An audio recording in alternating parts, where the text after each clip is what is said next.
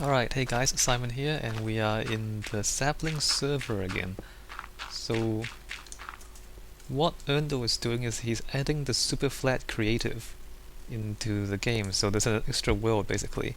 And it's obviously it's not started yet, and I've asked him if I can make the spawn point for it. Because you come in through a portal, you arrive at the spawn point, and then you leave again through a portal here, back in the main world basically. So I'm building the spawn point. It's going to be massive, so this is going to be like a sandstone plinth here, so you end up spawning up there in the middle of that, and then above that will be a roof, and then a thing there, and then a thing out there. Anyway, I'll let you guys see it for yourself. Oops. See it for yourself when I'm done with it. But for now, I'm just going to fill in the plinth with cobblestone, because it's almost going to be entirely solid, except for maybe in the middle. It'll be solid cobblestone. So that's what I'm doing right now. Pretty boring stuff, so I won't record all of it. But some of you might think, well, why am I even doing this? Why am I doing this? Why am I removing the dirt just to fill it with cobblestone? No one's going to see it, alright? The spawn point's going to be protected, so no one's going to dig into it. No one's ever going to see this stuff underneath the plinth. Why am I doing this? Because that's how you make quality architecture. It doesn't matter if no one sees it, you still do it right. You do things right, no matter who sees or does not see it, because that's how you get quality. That, and I'm a little bit crazy really. There actually is no point to me doing this, but I'm gonna do it anyway, because it's how you get quality. It's not what other people see, it's what you know is in your building. So if you're crazy like me, you'll do this.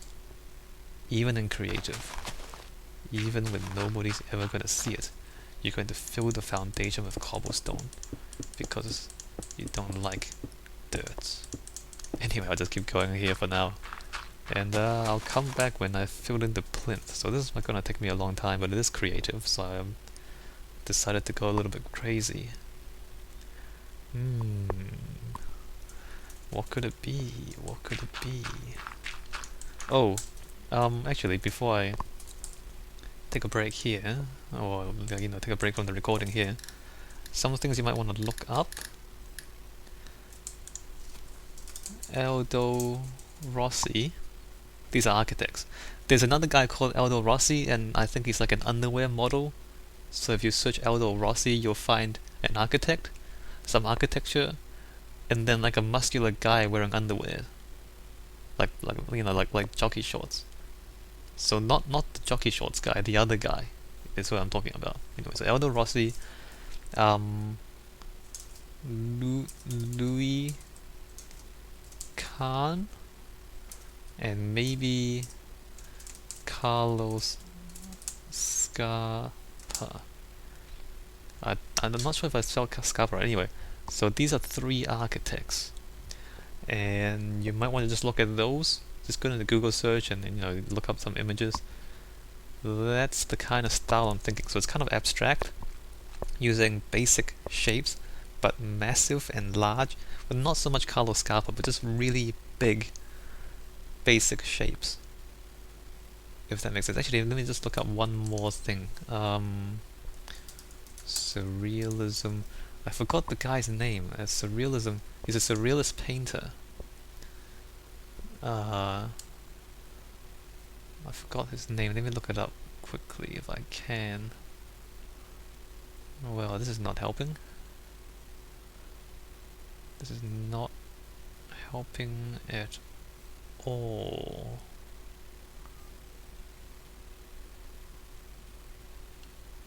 I'll recognize his work immediately when I see it. Ah, here it is. What's his name?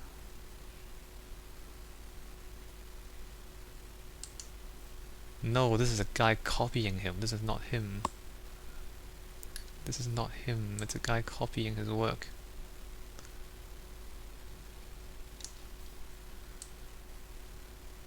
I'll get it. I'll get it soon. This guy is not giving his references. What the heck? Okay, let me just go to the Wikipedia page then. Let's see if we can find... Well, it gives you time to look this up. Not Max Ernst. Di Chirico. Giorgio Di Chirico. So... damn it. Come back. No, don't do that. Don't do that. Okay. Giorgio Di Chirico. Damn it.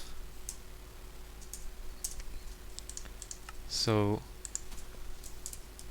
Giorgio Di Chirico. So these are architects. He's a painter, and he's a surrealist painter, but he paints architecture. So similar things. Anyway, so those are some names to look up if you want to do some research. In the meantime, I'm gonna be replacing all of this dirt with cobblestone and then filling in this whole rectangular thing with cobblestone. Alright, have fun.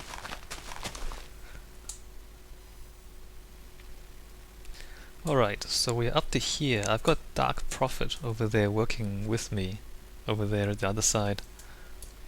So that's not quite finished. The middle bit is finished. We need a staircase coming down the edge here. It's going to be sandstone around the edges. But we have an obsidian monolith, and oh, that's a mistake there. And we have a narrow space in the middle. I hope you guys looked up those architects that I had listed, because that might make more sense. We'll start in the middle, because you arrive in the middle here. So you arrive here and then you jump down here to leave. So I imagine the glowstone will be up there as well. So the idea is you arrive into the game and you are in this kind of really oppressive space, really. Like, you see how narrow the space is, and you see how it constricts your view of the outside world into this narrow band. And of course it's flatlands, so so I am emphasizing the flatness by, squashing you into this tiny space here. And then the idea is, as you walk out, the space, your view expands out, and then you see the world. So that's the idea of it. And obviously the glowstone's going to be in the middle. So, the middle of this will glow. How far am I into a PhD? I've got like 5 months left. Yeah, so the middle of this thing will glow. Dark. I'm recording, by the way. So, does that make sense to you guys? Yeah, so you emphasizing the flatness, and then as you walk out, then the world expands, right? As you walk out. So the next part, we're gonna have 3 steps down, and then like staircases down, and the 3 steps down is, I'm gonna have like a little pathway and then a little railing of some sort, probably just sandstone again. But the idea is to not interrupt the view with the railing, so we go down a little bit and then the railing, so that when you're back here you don't see it, because it's over the edge. It's hidden by this. It's hidden by this edge here. So you just get this clean horizontal slice here. What else do I have to say? I keep thinking I'm missing some ideas, and maybe I am. Anyway, that's what I have so far for this. So the staircase will go down 3 steps, a little walkway around, and then more steps kind of winding down. I'm not going to have this, completely like a pyramid. I'm just going to have it a little bit down and then cut off like that, if that makes sense to you guys. And then so it's like a, it goes like this. And there's a giant black, what did I call it? A black monolith. If you guys have watched 2001: A Space Odyssey, the giant black monolith. So it's there because of how, featureless this world is. Landmarks are really important. Like, there's no natural landmarks. So if you want to locate yourself or to identify a direction, you need to build things to do it. I mean, there's the sun. Let's see, where is it going now? So it rises in the east, it sets in the west. that helps a little bit. But you know, if you say, I mean, if you imagine we're looking this way, and you say, you know, where are you? Oh, I'm in flatlands. Yeah, but where are you? I don't know. I'm somewhere in flatlands. I can't tell where I am, right? Because there's no landmarks. There's nothing you can use to locate yourself. So this serves as a landmark, and I'm also going to build 4 more. There'll be like 4 towers, and each tower will be different, and there'll be obviously the cardinal directions. There'll be north, south, east, and west. And so then by setting up a central landmark and then 4 towers, then you can say, oh, I'm going to I'm thinking using diamonds, iron, gold, and emerald blocks. So you know, then you can have landmarks, you can have directions to work from. And so you say, oh, where are you? Oh, I went out from the spawn past the diamond tower. Come find me. Then someone coming in, they can find you because there's a direction. There's a location and a position. So that's the purpose of, you know, designing these huge things as the spawn location for flatlands.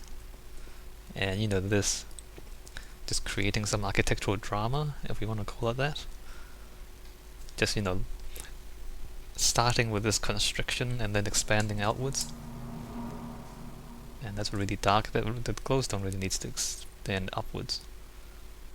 Or maybe I can leave it black. No, I'll put the glowstone in there as well. I don't know how obvious it will be. I don't know, maybe I'll come back and record a little bit at night time just to see what it looks like.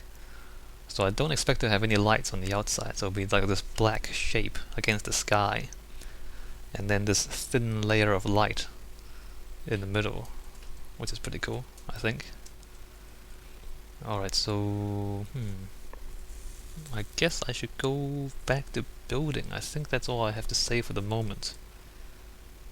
So again, those names, it's more Aldo Rossi than the other guys. Aldo Rossi, maybe Louis Kahn, maybe Di Chirico. Like Scava's also pretty good, but Scava's, most of his architecture is fairly small scale.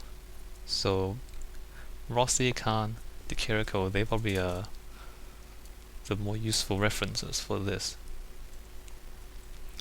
Oh, I'm using golden ratios as well, so the plinth is like 2 golden ratios wide, and then that is also a golden ratio. There, the rectangle, if you know about that. Alright, I'll get back to building. Like, Dark is working really hard, helping me out. Good guy, awesome dude, does good redstone circuits, pretty smart. So okay, it's nighttime. Wow, I've been sitting here for a long time. So nighttime, and you see that. I guess the thing with light in Minecraft is that you don't really, like, it doesn't spill out. But anyway, you can see how it glows in the middle. So that's the idea. Okay, back to building.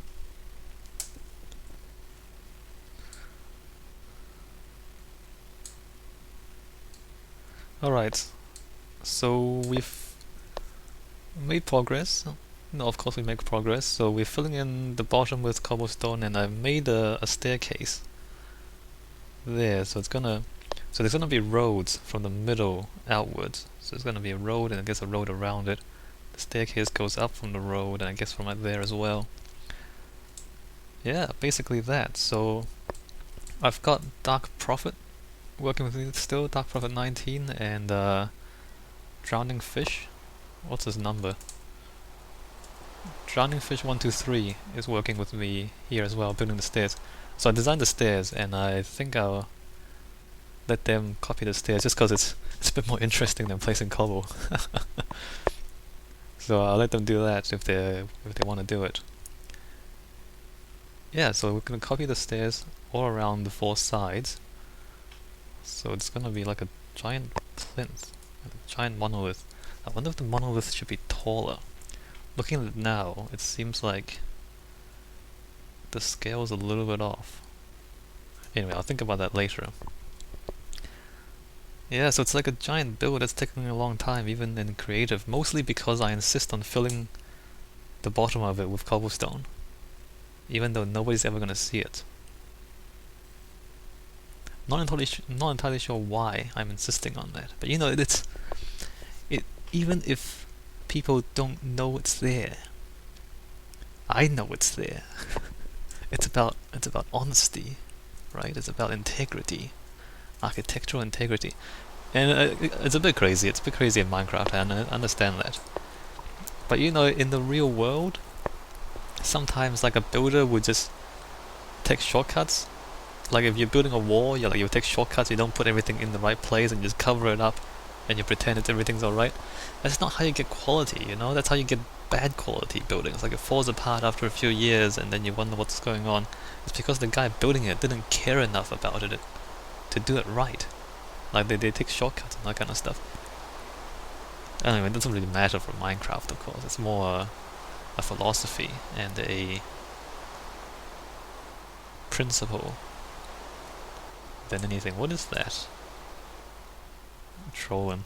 These two guys are trolling. The obsidiolith. The obsidian monolith.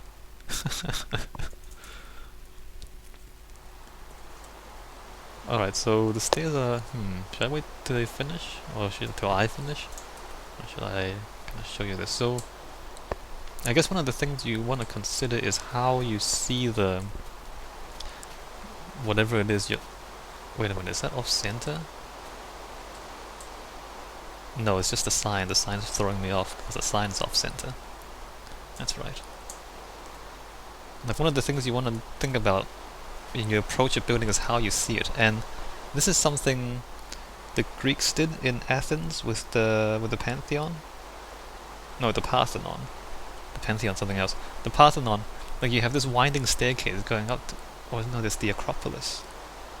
It's one of those things. No, it's the Acropolis. And so, what happens is as you walk up, you see the thing in the distance, right? The whole thing, and then but as you walk up to get into it, you lose sight of it. See that? So here you lose sight of it, and then you go around, and then you see it again, and you walk up, and you lose sight of it again, and you come up, and you see it again. So that makes it a little bit more interesting than just, you know, walking straight up and into the front door, right? By, you know, having you kind of walk up the stairs where your view is obscured and then revealed, obscured and revealed.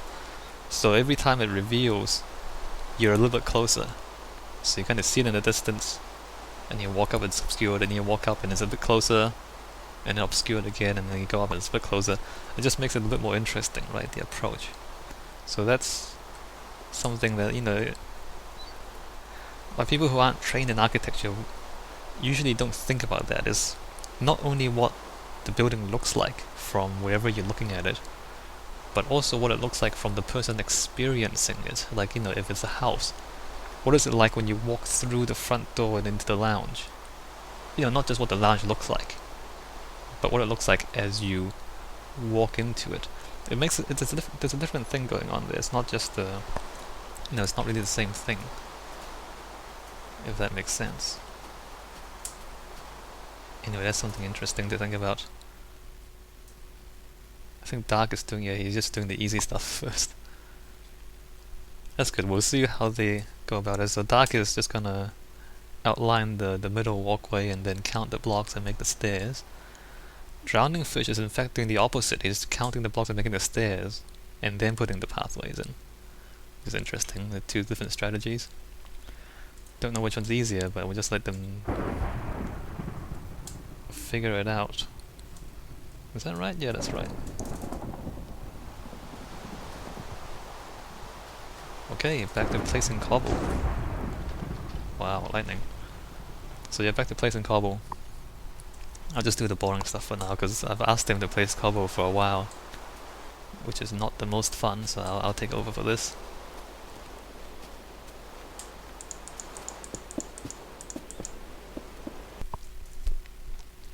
Alright, so most of the work is complete. I guess most of it. So I want to thank Dark Prophet and Drowning Fish again for the help. Slight issue though, after we've gotten this far. So it looks pretty good up there, but if you come down here, you look at it straight on, it's actually really flat. Like, look at that, you can almost not even see the staircases. So I thought that's a bit ugly. Like that. That's unfortunate really, because it looks pretty good. up there where you can see all the geometry. You can see the shape of it, that looks quite nice. But down here it just looks really flat and ugly, so I've decided to add a bit of detailing. I want to minimize the detailing on these buildings because it's supposed to be slightly surrealistic. I mean, if you've done the research, Aldo Rossi and Di Chirico, like it's they use these basic forms, basic shapes, and they keep it really plain, and they make them really big as well. So really big, really simple, plain shapes, and then to emphasize the alienness and the unfamiliarity. So I mean, they're familiar shapes, but the scale of them and the lack of detail make them feel like you're not meant to be there. I mean, the thing about let's take this, like that prophet just built this for the jokes. But when you have something like this, when you have a door that size, then it's a human scale. I mean, we're in Minecraft, but it's at your scale, right? This is a door that's sized for you, so it's your door, if that makes sense. Whereas if you have a door like 10 times as big, then it's kind of not your door. Like, why is the door that big? You're not that big. It feels like the door is for something else. And so with these kind of really big shapes, the monolith there, like the size of it is such that it's not a human scale. It's a different scale. It's a huge, epic scale. And so when you walk up to it, you feel like are you really meant to be here? Like, is this meant for you or not? So minimizing the details mean that you remove the cues that indicate the building is for human beings. But unfortunately here, like if we minimize the details here, then you really can't see anything. If we walk back to that position and look up. So here I decided to add a few lines to the plinth here. Just using the upside down steps just to outline the staircases, just so we can see some shapes, so that you can actually see what's going on there. It's just outlined for you with the stairs. So that's what I'm doing right now. Again, not a huge deal, but it just makes the building look a little bit better. So I'm trying to keep the details to a minimum, but at the same time make it look alright. So I'm kind of trying to get a fine balance here between the surreal, this alien surreal looking thing that you're not really sure the function of, and being able to actually understand it a little bit, at least. Anyway, that's the flat space, the narrow space that you first arrive in. I mean, we don't actually see anything on the horizon yet, so it will be more interesting later on. Imagine if people start building stuff and you see them in the distance, or you see like a slice of it in the distance, and then as you walk up to them, then you get the full view of it. Anyway, I'll stop rambling and get back to this. So we need roads and we need towers, 4 towers, and then that should be it. I don't know if I should make the monolith a bit taller. It seems a little stumpy the way it is right now. Like the scale of that and the scale of that, it seems a little bit stumpy. I might make it taller. I'll see. I'll try it out and then I'll come back, I guess. Show you guys what I get. Hey guys, Simon here. Hold on, I'm recording the final bit of this build. Now, guys. Okay, sorry about that. So the build is pretty much done. So there's the 4 towers. Did I say about this? There's the 4 towers, each color coded for one direction, and I'm just putting in the lights on there now. So you can't actually see the fire from down here. If you jump up, you see this small fire pits. But yeah, so the towers have glowstone inside them. You can't really see the glowstone from the outside usually. So it looks a little bit like it's self-illuminating, like the material itself is glowing. I kind of like the effect of that. If we look inside, it's basically just a hollow tower with some, glowstone in here, and so that's the green emerald, there's the iron, there's the gold. I didn't use diamond, I used lapis in the end, just cause I like that color a bit better. And yeah, so that's complete. I built a few roads. I mean, it's fairly simple paths and a little bit of landscaping. I'm gonna leave that simple for the most part, just because I don't want to keep getting things too complicated. Like if other people want to build onto it, I'm gonna leave them with a bit more freedom to do so. Yeah, so I guess that's about it. Should I? Anyway, let me just do this quickly. So we have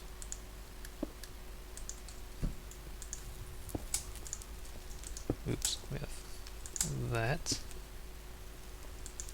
and there, and my keyboard is starting to fall apart a little bit. I'm a bit worried about that. You might hear the keyboard clacking away. One of the keys is a little bit broken. I mean, it works, it just makes a loud noise, that's all. So hopefully it's not too bad. So there's that there. I like the water, I like the blue, but I also like the light. I think the light is a bit more important than the water. Yeah, the light is more important than the water because, you know, these things are just glowing. It's pretty amazing, to be honest. Like, it just glows at night like that. I wasn't anticipating for it to look like that. I thought it was just, you know, it had some light on the inside, but the light spills out quite a bit, and I really like the effect of that. It looks like it's slightly glowing in the dark. That's cool. But the monolith itself is, of course, black, so you can't see it at all. And the plinth itself is quite dark without the fire, so I thought we just needed the fire there to make sure that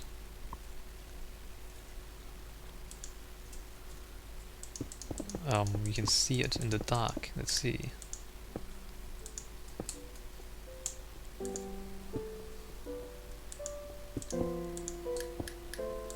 And there. Yeah, so this is pretty much done. I think I think pretty much everything else I've already shown you in the videos. So if you still haven't looked up the architects, Aldo Rossi, you remember Aldo Rossi, Carlo Scarpa, Louis Kahn, and the painter Giorgio De Chirico. If you still haven't looked those guys up, maybe you like to look them up, see how this compares. There's more detail here because of Minecraft, like stairs and blocks and everything's so big, and so, you know, it's very hard to do stairs that are any smaller than this. I mean, you can reduce it to 1 block wide, but that's just ridiculous. Actually, maybe it's not a bad idea. Oh, too late now. So you might want to look at those and see how this compares.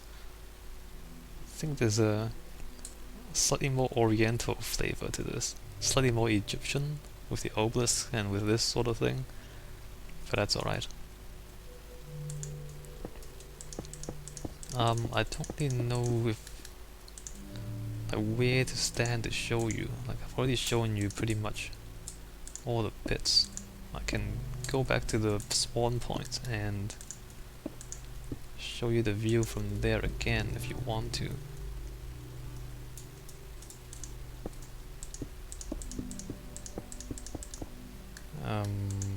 There and there.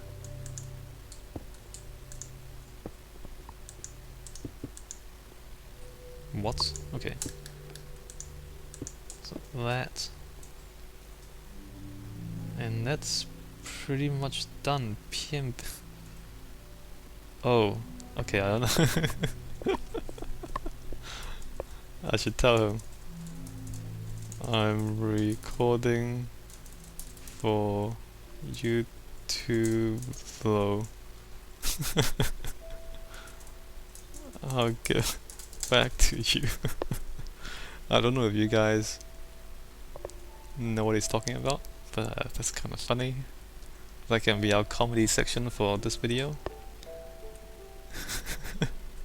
So back here, we had to add some signs as well, just in case people can't figure out. So basically this is return to the overworld, that's what that is. So you jump down, you teleport back, and switch worlds.